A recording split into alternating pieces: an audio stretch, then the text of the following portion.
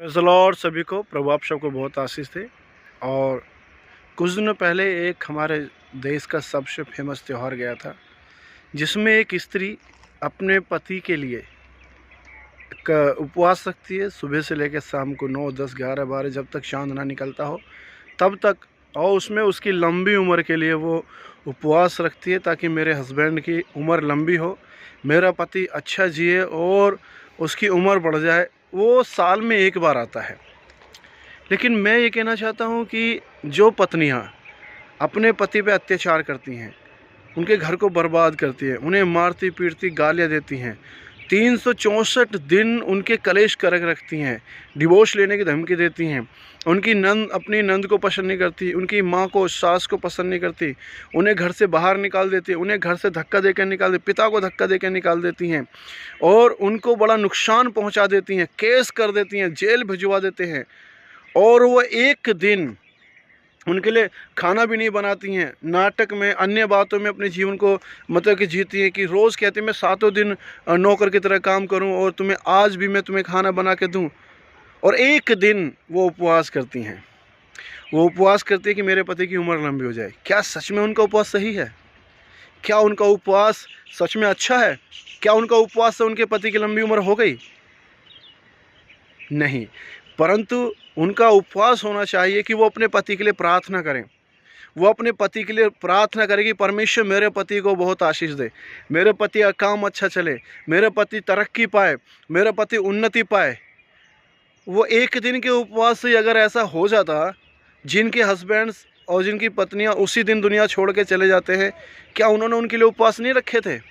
रखे थे। परंतु ऐसा क्यों होता है? क्योंकि वो इंसान के जो दिखावटी उपवास है वो इसलिए ऐसा होता है। पति लोग भी ऐसे हैं, जो पति लोग अपनी पत्नी के लिए उपवास रखते हैं, वो भी रखते हैं कि मैं अपनी पत्नी को अच्छा रखना चाहता हूँ, लेकिन उनके पति उनको मारते पीटते हैं, गालियाँ दे, शराब पीते हैं और ऊट पटांग हरकतें करते हैं और उनके साथ ऐसा जानवरों जैसा व्यवहार करते हैं। क्या वो उपवास लग जाता है? प्रिय भाइयों बहनों, उपवास हर धर्म में है, ऐसा नहीं कि हिंदू में नहीं। उपवास क्रिश्चियंस लोग भी 40 दिन का उपवास रखते हैं, मुस्लिम्स भी 40 दिन का उपवास रखते हैं, और हमारे देश में हिंदू लोग भी नवरात्र हो गया, अन्य बातों में उपवास रखते हैं सब लोग। मैं भी उपवास रखता हूँ, ऐसा नहीं मैं भी उपवास रखता हूँ प्रभु परमेश्वर के नाम से। लेकिन हमारा उपवास कैसा होना चाहिए?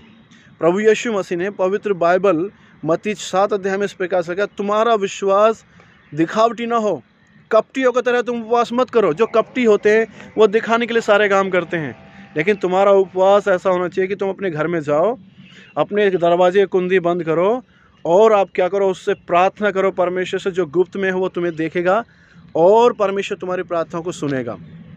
आज दिखाने के लिए उपवास करते हैं, उनका उपवास नहीं सुना जाता, उनकी प्रार्थना नहीं सुनी जाती। वो सिर्फ एक दिन का खुश होगा, ख़त्म कहानी, अगले दिन से फिर वही कहानी। उपवास इंसान के जीवन में बदलाव लेकर आता है। उपवास इंसान के जीवन में परिवर्तन और जीवन को शुद्ध रखता है, उसकी सोच को बदलता है, उसकी आंखों को बदलता है, उसके मुंह को बदलता है।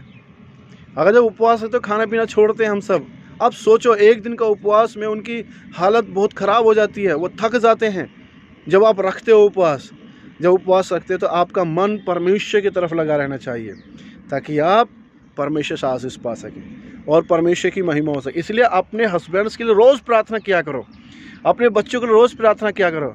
बाइबल में नीति वचन में लिखा, अच्छी पत्नी कौन? जो सुबह उठकर अपने काम काज करे। अच्छा पति कौन? आदर्श पति, जो अपने घर की रखवाली करता है ना। ये सारी बातें बाइबल कहता है। हमें अच्छा पति, अच्छी पत्नी बनने की ज़रूरत है, दिखावटी नहीं और किसी को खुश करने के लिए नहीं। जितनी ज़िंदगी परमेश्वर ने दी उतनी ज़िंदगी में जिएगा, परंतु हमें अपने पतियों के लिए रोज़ प्रार्थना करने की ज़रूरत है। प्रभु परमेश्वर आपको बहुत आशीष दे। सबको जय मसीह की।